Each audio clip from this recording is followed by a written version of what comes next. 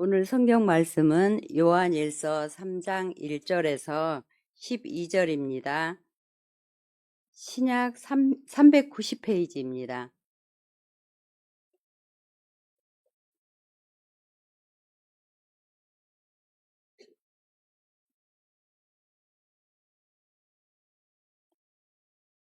자, 여러분과 제가 교독하시겠습니다. 제가 먼저 1절 읽겠습니다. 보라, 아버지께서 어떠한 사랑을 우리에게 베푸사 하나님의 자녀라 일컬음을 받게 하셨는가. 우리가 그러하도다. 그러므로 세상이 우리를 알지 못함은 그를 알지 못함이라.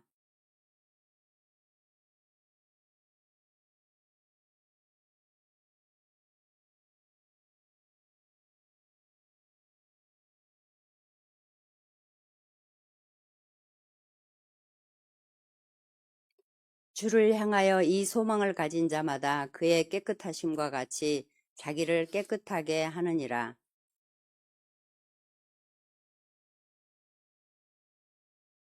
그가 우리 죄를 없애려고 나타나신 것을 너희가 아나니 그에게는 죄가 없느니라.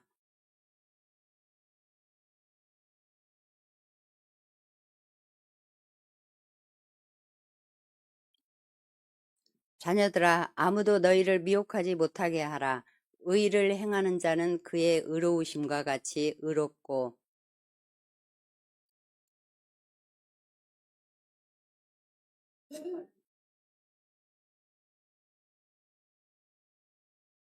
하나님께로부터 난 자마다 죄를 짓지 아니하나니 이는 하나님의 씨가 그의 속에 거함이요 그도 범죄하지 못하는 것은 하나님께로부터 났음이라.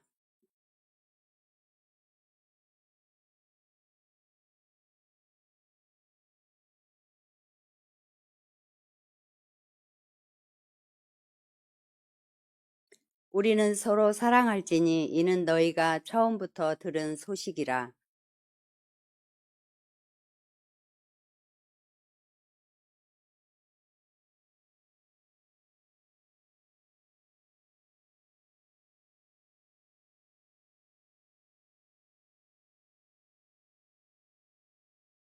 이상은 하나님의 말씀입니다. 아멘. 반갑습니다. 새벽 시간이라서 더 어렵고 떨립니다. 하나님께서 또 여러분이 저를 긍휼히 여겨주시기를 부탁드립니다. 수요 설교를 하라는 담임 목사님의 말씀을 듣고 성탄절에 이제 교회 기관과 또 주일학교에서 기쁘게 그 성탄절야 준비를 하는 걸 보면서 본문 말씀을 나누고 싶었습니다. 오늘 저는 예수님은 우리를 위해 오셨습니다라는 제목으로 말씀을 나눠보겠습니다.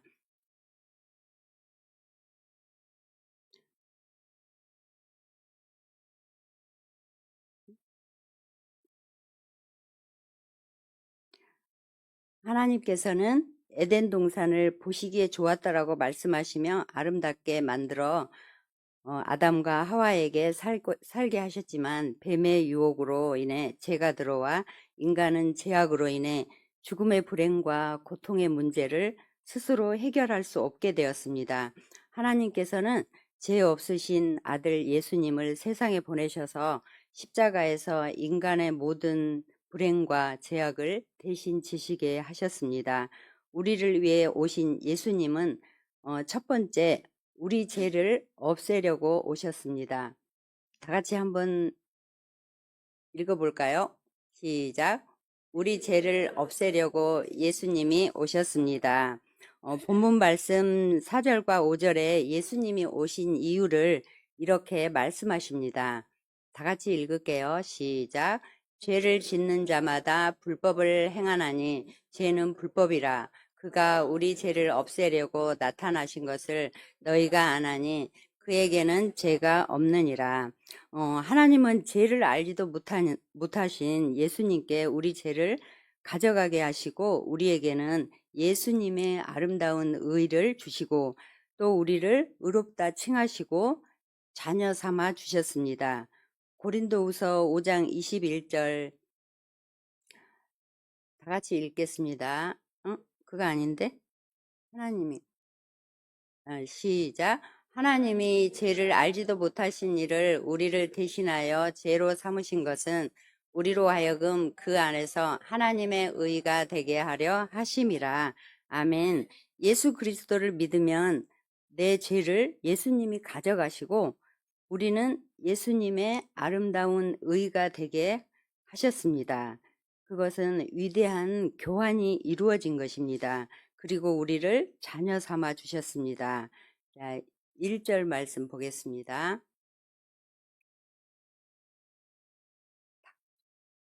시작. 보라, 아버지께서 어떠한 사랑을 우리에게 베푸사 하나님의 자녀라 일컬음을 받게 하셨는가. 우리가 그러하도다. 그러므로 세상이 우리를 알지 못함은 그를 알지 못함이라. 하나님께서 우리에게 사랑을 베푸셔서 우리가 믿음으로 하나님의 자녀라 일컬음을 받게 하셨습니다. 그렇지만 우리는 하나님의 자녀이지만 우리 속에는 죄가 많습니다. 어떻게 하면 우리가 깨끗하게 될까요? 자, 3절 보겠습니다. 시작. 주를 향하여 이 소망을 가진 자마다 그의 깨끗하심과 같이 자기를 깨끗하게 하느니라. 주님을 바라보고 소망을 가지면 우리의 말과 우리의 행위가 예수님처럼 깨끗하게 된다고 하십니다. 또 하나님께서는 새 언약의 말씀을 우리에게 주셨습니다. 예수님의 보혈의 피로 회개하는 우리를 정결하게 하신다고 하십니다. 에스겔 36장 25절 26절 보겠습니다. 시작.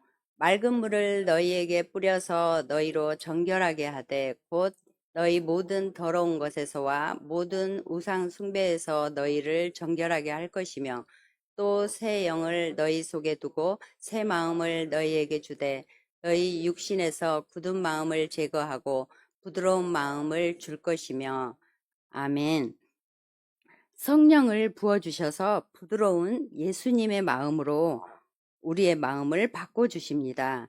자신의 죄와 악한 행위를 밉게 보면서 죄를 끊어버리게 됩니다. 예수님을 믿는다고 고백하는 사람은 성령님의 도우심으로 회개와 자백을 하게 되고 하나님 앞에 탄식을 하게 합니다.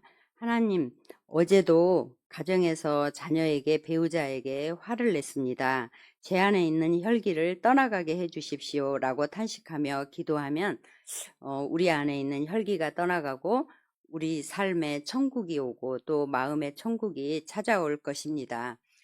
죄를 회개해서 기쁨으로 회복하는 탄식 기도를 하는 저와 여러분 되기를 바랍니다.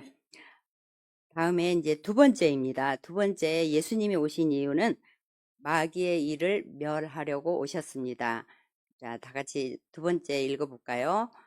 마귀의 일을 멸하려고 오셨습니다. 8절 말씀입니다. 시작. 죄를 짓는 자는 마귀에게 속하나니 마귀는 처음부터 범죄함이라. 하나님의 아들이 나타나신 것은 마귀의 일을 멸하려 하심이라. 마태복음 16장에 보면은 예수님이 당시 최고의 형벌인 십자가를 지기 위해서 잡혀가시기 전에 베드로가 예수님 절대 십자가에서 돌아가시면 안 됩니다라고 막습니다. 그때 예수님은 베드로에게 사탄아 물러가라 라고 말씀하십니다. 마귀는 사람들에게 부정적인 생각을 넣어버립니다. 예수님은 베드로의 생각도 쫓으시고 또 군대 귀신도 쫓아버렸습니다.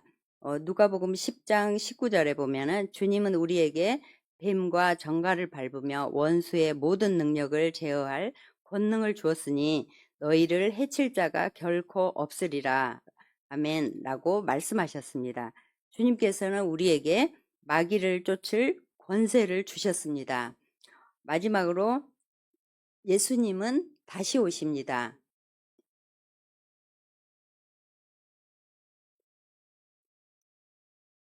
예수님은 다시 오십니다. 2절 보겠습니다. 말씀 시작. 사랑하는 자들아, 우리가 지금은 하나님의 자녀라. 장래에 어떻게 될지는 아직 나타나지 아니하였으나 그가 나타나시면 우리가 그와 같을 줄을 아는 것은 그의 참모습 그대로 볼 것이기 때문이니 예수님이 다시 오시면 우리는 참모습을 보게 된다고 하십니다. 왕의 모습입니다. 온 세상의 존귀와 영광을 담으시고 오신다고 말씀하십니다. 우리도 그와 같이 예수님처럼 우리의 참모습을 찾게 될 것입니다. 우리가 왜 거듭나는지 다음과 같이 말씀하십니다. 9절입니다. 시작. 하나님께로부터 난 자마다 죄를 짓지 아니하나니 이는 하나님의 씨가 그의 속에 거함이요 그도 범죄하지 못하는 것은 하나님께로부터 났음이라. 하나님의 씨가 내 속에 거하십니다. 우리 안에 하나님의 씨가 있습니다. 씨는 무엇을 말하는지 아시겠죠? 말씀을 말합니다. 그 씨는 우리 안에서 자라갑니다. 우리는 그 씨를 잘 관리해야 합니다. 마태복음 13장에 보면은 씨 뿌리는 자의 비유 4가지를 말씀하십니다. 우리가 말씀을 들을 때 우리의 밭이 좋은 밭이 되어서 말씀을 듣고 즉시 깨달아야 합니다. 그래서 100배, 60배, 30배의 결실을 맺습니다. 우리가 구역 모임을 할 때 말씀을 듣고 나눔을 하는 이유는 서로를 보고 깨닫는 기회가 되기 때문입니다. 이 말씀을 듣는 모든 성도님들은 구역 모임에 빠지지 말고 꼭 참석하시기를 부탁드립니다. 우리가 말씀을 듣고 깨닫고 결실을 맺으면 죄가 떠나가고 마귀가 떠나가게 됩니다. 하나님은 우리에게 주실 것이 너무 많은데 죄는 하나님과 또 우리의 온갖 좋은 것을 막아버립니다. 하나님은 받는 분이 아니고 우리에게 항상 주시는 분이십니다.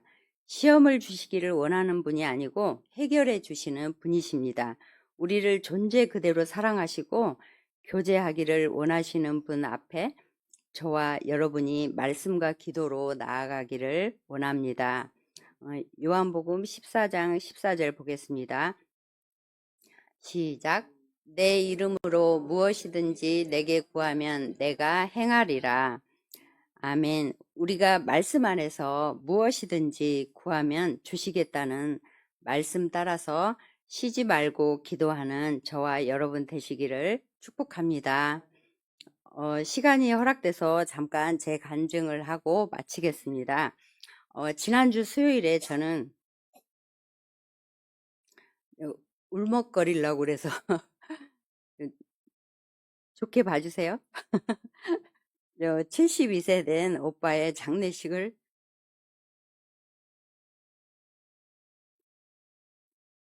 치렀습니다. 이러면 안 되는데. 그러니까 지난 8일 주일날 교회에서 목사님과 또 교육자들과 성도님들이 완주의 장례식장에 가시던 날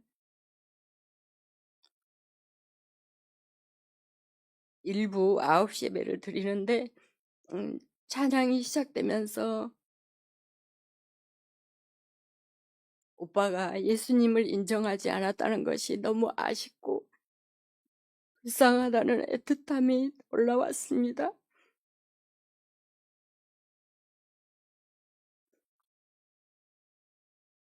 하나님 한 번만 의식이 돌아오게 하셔서 영접 기도를 직접 하게 인도해 주세요라고 계속 기도했습니다.